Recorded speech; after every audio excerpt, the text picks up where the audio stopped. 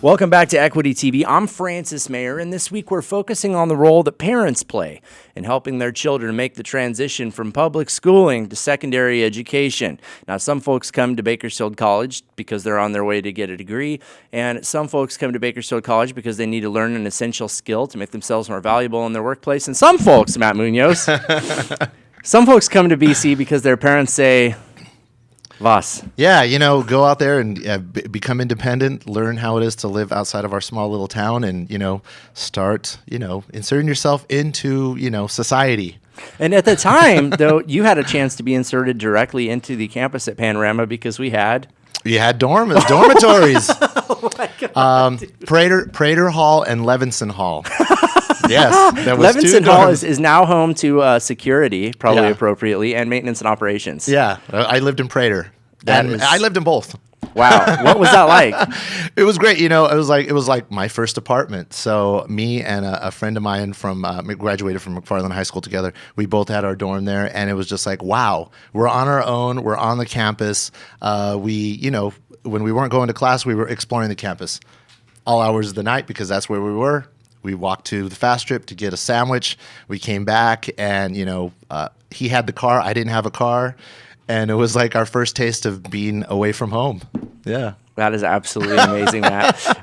Now, not to embarrass you or anything, but you don't have calluses on your hands from doing manual labor. You might have calluses from playing musical instruments and counting money, but you don't have calluses from doing manual labor. You are the band leader for Mento, Buro, and if you've lived in Kern County for longer than 6 weeks, I'd say you've probably had an opportunity to see your band play, and that's not a knock. You guys make money. People want to see you perform. Yeah, it's definitely one of those things that's built up over the years. You stick with it, you believe in it, you do something that you love, and music has always been a part of my life. When starting at Bakersfield College, when I entered, I joined the Bakersfield College marching band. I was involved in the jazz program, the concert band. That's where I met my band members. Yeah, but from there it snowballed. But you didn't go to BC thinking, I'm going to make money playing music. No. That happened. That happened afterwards. I mean, going out there and toiling in the local watering holes to finally, you kind of start playing to a particular audience that starts out at your same age range. As time goes on and they start seeing you, those people start getting careers in certain community areas of the community. They start hiring you. Next thing you know, we become like the community band that represents such a big segment of Bakersfield. So we've kind of had we've been really lucky. And yes, the business has been really good. And I've definitely developed those skills over the years because you start out getting paid, rolls of pennies, a couple hamburgers, slice of pizza, the bandwich, as they say, the bandwiches, to being able to make a nice little living, Yeah, and you also work at the Bakersfield Museum of Art and do publicity for them, but you wouldn't have been able to do these things, I would submit, if you hadn't got your start at one of our community nucleuses, which is Bakersfield College, because like Absolutely. you said, you met your band there. Tell us about that. Well, like I said, I graduated from McFarland High School in '86. I entered into... You weren't good at cross country. Yeah. I was in cross country in 83. So I was Jim White. Okay, this could be a whole other segment. Went to McFarland High School, knew Jim White, all the Diaz family, everybody that's portrayed in the movie. I know all the real people. Have they seen Mento, Buro perform? Oh yes. We've played Okay. we've been hired numerous times at the McFarland High School July 4th parades, done all that. It's home. I was there yesterday for Easter, so. Wow. Yeah. But Matt, does the success happen for you? You are living a boy's dream in many respects. I know you get to go out of town and see a lot of musical acts. I know you get to make money with your band Mento, Buro here in your hometown, your home county, I should say. You guys play all over the county. And then you got a great gig over at the Museum of Art. Does any of that happen if you don't go to BC? No. You definitely, it all goes back to that higher education, and you have to develop those skills. A lot of my mentors from BC, everything from my advisor, I wish I knew her name because she was so great. She really helped me out. I think Alice, she may still be there. She may be retired, but I suggested her to a lot of friends. It all starts with having a good advisor to jumping into campus life and the relationships. Developing those friendships. Yeah.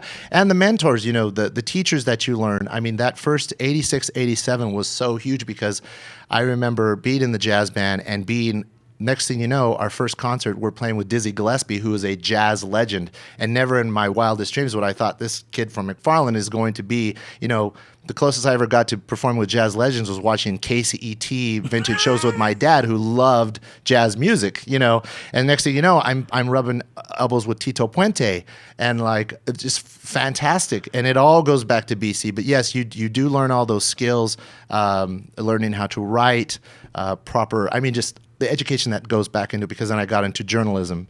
I was at the Bakersfield Californian since let me see, when did I start? 2005. You started a publication too. Don't be too humble. Yeah, well, yeah. They put me in charge of the niche publication division, and I was out there talking to the community, to that age range, to the hip happening young kids that were in college. Bakersfield College was a huge audience for the Bakotopia product, which was part of the Mercado Nuevo division of the Californian during those years. And so if you go over there, I think there's still some of the receptacles that say Bakotopia. People send me pictures. It's like, oh, I came over. I wish that magazine was still around. But, that's the way it goes. Things change. But that was such a great experience, and I built off that. So it always goes back to Bakersfield College. It does go back to Bakersfield College and the community building thing. Sometimes people say dismissively, he just knows the right people. Just knows the right people. That is a skill, friends. Yeah. That is an important thing. And you and I are sitting here before we go on the air, and we saw Rodney Thornburg, who taught photography at BC. He had an impact on both of us. And here he is at the Cal. And it's like you were just saying, Rodney's a guy you can count on. If you want him to come photograph your event, he's going to show up. He's going to do a good job. People say the same thing about you, Matt.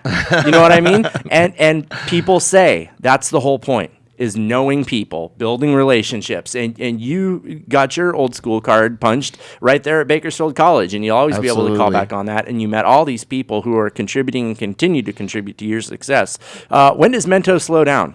Never. We've been playing nonstop since 1991. It just goes. I knew that once I planted my roots firmly into Bakersfield, that this was the band I wanted to play with. These are the musicians, and I'm just kind of that loyal guy. Like, hey, you're down with me, I'm down with you. The community loves us. We have a really great thing, and we were fortunate to play at the centennial celebration of the Bakersfield College commencement, and that right there shows, wow, we've come a long way, and it. Once again, comes back to Bakersfield College. And comes back to those relationships. And let's talk about Bakersfield for just a minute, because it's an interesting size of community. I took my daughter on a trip to LA a couple weekends ago, and that's not even fair because we stayed in Sherman Oaks one night. I don't even know what LA is. It's this massive swath of land. But then you come to Bakersfield, and we have a good core market here. It's a market that can support your band. Yeah, absolutely. Right? Yeah. And you can make a career in the arts here just by by getting the education and by knowing some good people. Whereas it's much more competitive in Los Angeles. Yeah. That's crazy. Bakersfield is definitely one of these cities where you can try any idea, your wildest idea. It's a great ground to get your feet wet. I've gone to speak back at Bakersfield College at some of the communications classes, and I've talked to them about my history of starting in Bakersfield, interning in Los Angeles, and bringing all that experience back and comparing the two and see what you could do in your hometown, knowing the community. And wow, you have one leg up on Los Angeles if you can come over here and get something started here. It's just fertile ground.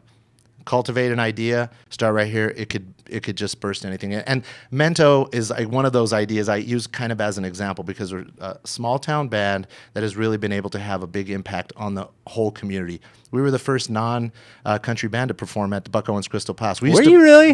We performed after Buck Owens many times. Never got to meet him. That's one of my biggest regrets, is I never just ran up and stopped him.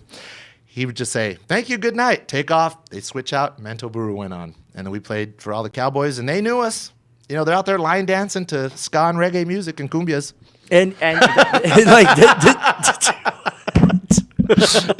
that's Bakersfield. That shows you how much the community is like. We're all threaded together.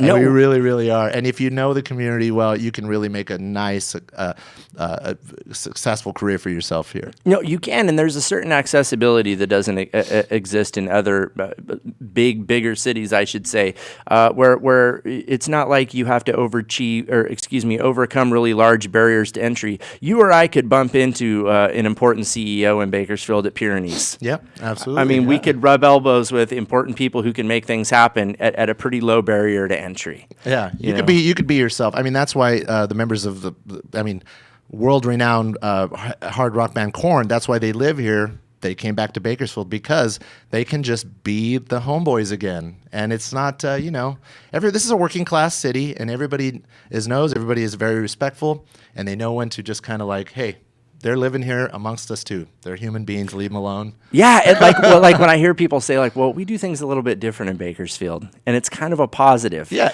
because absolutely. professional athletes can retire and come home and not deal with a bunch of crap or people beating up on them, or they can go and have a quiet dinner, and it's going to be totally normal. I have not bumped into them since they've been around. I've heard of people bumping into them, and of course, when I worked in radio and you would come by, we would see them. But I do think it's a very good town to call home, and I don't have any desire to leave, and I hope my children stay here, but I know for sure that they're going to make a stop at BC because it's going to save me some money. Absolutely. Yeah. Well, it was such a great time at Bakersfield College. I mean, the times of, going to class and hanging out on the campus, because coming from McFarland, a lot of my classmates from the class of 86, we were a very small class, and a lot of us came to Bakersfield College, or they went to other classes, but I developed, like, my longest lasting friends that I'm still best friends with now started at Bakersfield College, because that's where I went.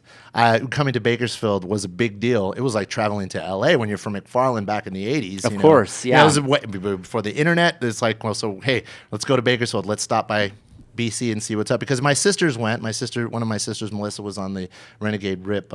So I used to read the Renegade Rip when I was in high school, and Rolling Stone and all that. So I always aspired, if I'm going to be in journalism and write and do all that, I want to be in the entertainment business. And I was able to, balance both those out, become a performer, become a journalist, and become, marketing in entertainment, arts and entertainment. Without selling your soul. Yeah, well, exactly. Hey! Exactly. Yeah. When I push my kids, my kids are adults now, and they're going to school, and everything's and not very well. bankrupting you. Hopefully, it's all going good. Well, Matt, congratulations to you. Congratulations to Mento Buro. I'm going to have you on another show another time, and we'll hear more about Coach White and McFarland. I think some good stories lurk there. Matthew, thank you so much for making time to be on the show. Very welcome. Thank you. Awesome.